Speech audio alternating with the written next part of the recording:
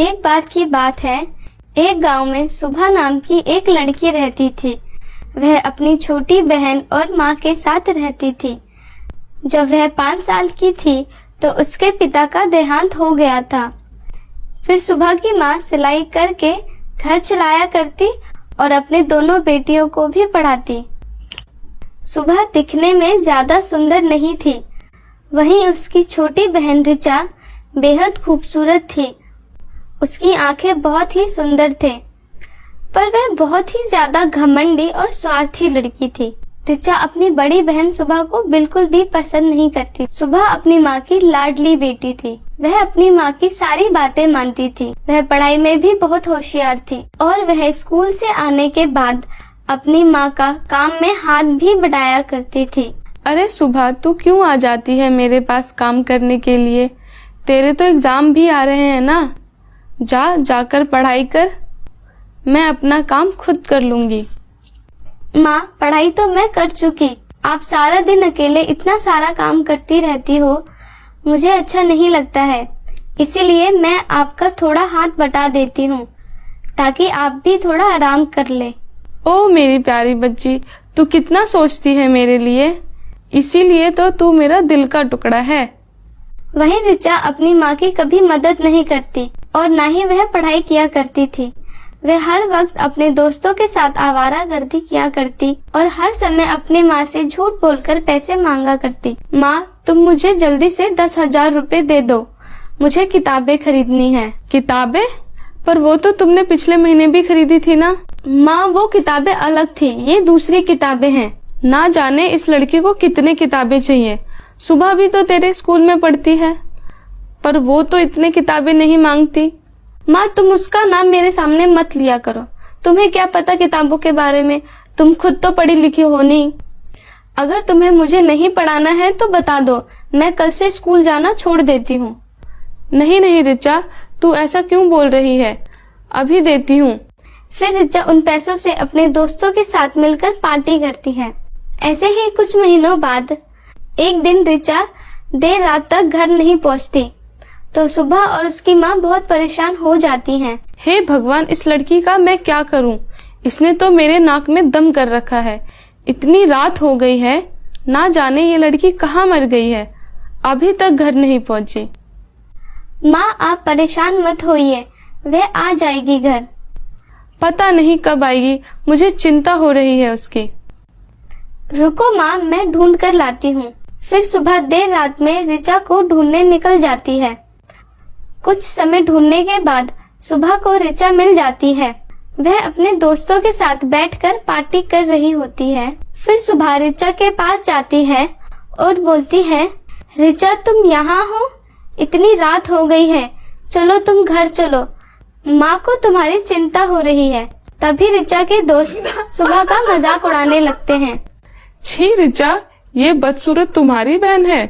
क्या करूं मैं, मेरी ही किस्मत खराब थी जो ये बदसूरत मेरे गले पड़ गई। फिर ऋचा के दोस्त सुबह पर खूब हंसते हैं, पर सुबह उनकी किसी भी बातों का बुरा नहीं मानती।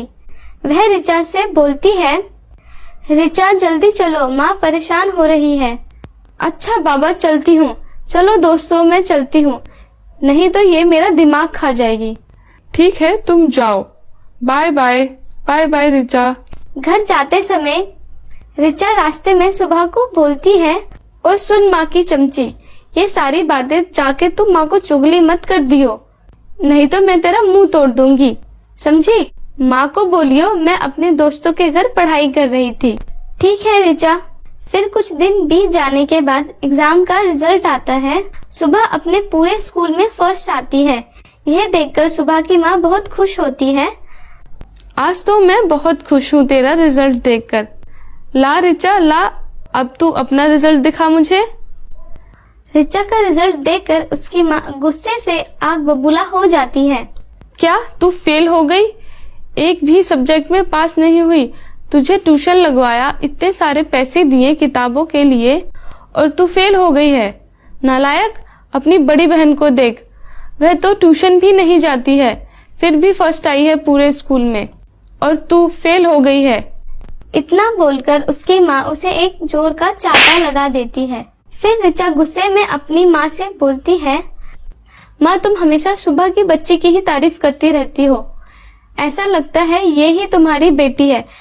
मैं तो तुम्हारी बेटी ही नहीं हूँ जैसे। अब मैं इस घर में नहीं रह सकती। मुझे तुम दोनों का चेहरा भी नहीं देखना। मैं जा रही हूँ यहाँ से। इतना बोलकर ऋचा घर से चली जाती है। फिर वह अपने दोस्तों के पास जाती है। अरे क्या हुआ है? तुमने इतना सड़ा हुआ शक्ल क्यों बना रखा है? आज मैंने अपनी माँ का घर छोड़ दिया है। मेरी माँ मुझसे प्यार करती ही नहीं है। वो तो सिर्फ सुबह से ही प्यार करती है। जब देखो सुबह सुबह करती रहती है। मेरा तो दिमाग ही खराब कर दिया है। इसीलिए मैंने आज अपना घर छोड़ दिया। फिर उसकी दोस्त बोलती है, अरे पागल, तो तूने अपना घर क्यों छोड़ा? उसको निकालना अपने घर से। क्यों दोस्तों, मैं सही कह रही हूँ ना? हाँ, तुम ठीक बोल रही हो। पर उसको मैं घर से कैसे निकालूं? देख मेरी बात सुन। पहले तू अपने घर जा, सबसे माफी मांग। क्या? मैं माफी नहीं मांगने वाली। अरे पागल, तू मेरी पूरी बात तो सुन पहले। अच्छा ठीक है। तू जा पहले उनसे माफी मांग और उनके साथ अच्छे से रहने का ढोंग कर। फिर एक दिन मौका देखकर तू उस बदसूरत सुबह को जंगल में ले आइयो। फिर हम सब मिलकर उस सुबह को उस जंगल के पास वाले नदी में उसको धक्का देके मार देंगे। हाँ, ये ठीक रहेगा। फिर ये मनुष्य मेरी जिंदगी से निकल जाएगी। उसके बाद ऋचा रोने का नाटक करके रोते रोते अपने घर चली जाती है और अपनी माँ और बहन से झूठ मूठ का माफी मांगने का ढोंग करती है। माँ मुझे माफ कर दो, मुझसे गलती हो गई है। मैंने जाने अनजाने में आप दोनों से बहुत बदतमीजी से बात करी थी। मुझे माफ कर दो मेरी बहन, मुझे माफ कर दो।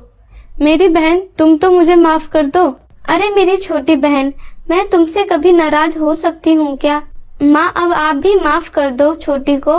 वह अपनी गलती मान रही है और वैसे भी सुबह का भूला शाम को घर आ जाए तो उसे भूला नहीं कहते। ठीक है बेटा, मैं इसे माफ करती हूँ। कुछ दिन बीत जाने के बाद ऋचा सुबह को बोलती है, दीदी चलो ना कहीं घूमने चलते हैं। मेरा घूमने का बहुत मन कर रहा है और आज तो बाहर का मौसम भी बहुत सुहाना है। ठीक है छोटी, मैं पहले ये काम खत्म कर लूं, फिर चलती हूँ। थोड़े देर बाद ऋचा और शुभा दोनों घूमने निकल जाते हैं। ऋचा सुबह को ऐसे रास्ते से ले जाती है कि वह रास्ता ही भटक जाती है। ऋचा, ये कौन सा रास्ता है?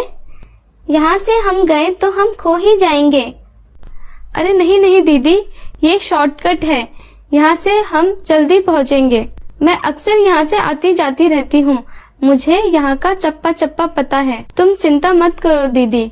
उसके बाद ऋचा सुबह को नदी के किनारे ले जाती है। तभी वहाँ उसके दोस्त भी आ जाते हैं। वह सारे उस पर जोर जोर से हंसने लगते हैं। सुबह की बच्ची, तुझे क्या लगा था मैं हार मान जाऊंगी? नहीं, मैं आज तुझे इस नदी में धक्का देके मार दूंगी और तभी मुझे चैन मिलेगा। इतना बोलकर ऋचा और उसके दोस्त सुबह को नदी में फेंक देते हैं और वहाँ से चले जाते हैं। सुबह नदी में डूबकर बेहोश हो जाती है। तभी नदी में एक जलपरी आती है और ऋचा को देखकर बोलती है, अरे इसे क्या हुआ है? ये नदी में कैसे डूब गई है? रुको, अभी पता लगाती हूँ। फिर जलपरी अपनी जादुई शक्तियों से सारी बातों का पता लगा लेती है। ओह, इसके साथ तो बहुत बुरा हुआ है। मुझे इसकी मदद करनी चाहिए। फिर जलपरी अपनी जादुई शक्तियों से सुबह को ठीक कर देती है और सुबह के होश आने के बाद वह उससे बोलती है, देखो मुझे तुम्हारे बारे में सब पता चल गया है कि कैसे तुम्हारी बहन ने धोखा देकर तुम्हें मारना चाहा है।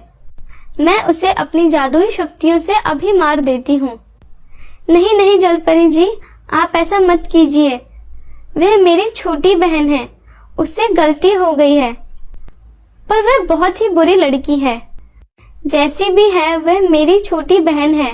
मैं उसे नहीं मरने दे सकती। मैं माँ को क्या जवाब दूंगी फिर? सुबह, तुम सच में बहुत अच्छी और भली लड़की हो। तुम्हारी बहन ने तुम्हारे साथ इतना बुरा किया है, फिर भी तुम उसे प्यार करती हो। मैं इस बात से तुमसे बहुत प्रसन्न हुई। ये लो, मैं तुम्हें एक जादुई लिपस्टिक देती हूँ। इससे तुम्हारे आसपास एक सुरक्षा कवच बन जाएगा और तुम्हें कोई भी नहीं मार पाएगा। और इसे लगाकर तुम जो भी मांगोगी वह सब तुम्हें मिलेगा। लिपस्टिक देखकर शुभा बहुत खुश हो जाती है। फिर जैसे ही शुभा उस लिपस्टिक को अपने होठों पर लगाती है, वह एक बहुत ही सुंदर लड़की में बदल जाती है। यह सब देखकर वह और भी खुश हो जाती है। फिर वह जलपरी को धन्यवाद करती है और जादुई लिपस्टिक को घर चलने के लिए बोलती है। फिर जादुई लिपस्टिक उसे घर पहुंचा देती है। ऋचा सुबह को देखकर डर के मारे चौंक जाती है। फिर सुबह अपनी माँ को सारी बातें बताती है। फिर उसकी माँ गुस्से से ऋचा को चांटा लगा देती है। फिर ऋचा को अपनी गलतियों का एहसास होता है और वह बोलती है, माँ दीदी मुझे माफ कर दो। गुस्से में मैं अपना होश खो बैठी थी और गुस्से में आकर मैंने दीदी को मारना चाहा। मुझे माफ कर दो। आज के बाद मैं ऐसा कभी नहीं करूंगी। फिर सुबह ऋचा को माफ कर देती है। फिर वह तीनों एक साथ खुशी खुशी रहती हैं। तो मेरे प्यारे दोस्तों, कैसी लगी आपको हमारी ये कहानी? प्लीज कमेंट करके जरूर बताएं और इसे अपने दोस्तों के साथ भी जरूर शेयर करें। और हाँ दोस्तों, अगर आपने अभी तक हमारे इस चैनल को सब्सक्राइब नहीं किया है तो प्लीज नीचे लाल बटन दबाकर अभी सब्सक्राइब कर लें। तो मिलती हूँ आपको किसी नई कहानी के साथ। तब तक अपना ध्यान रखें। Tata, bye bye.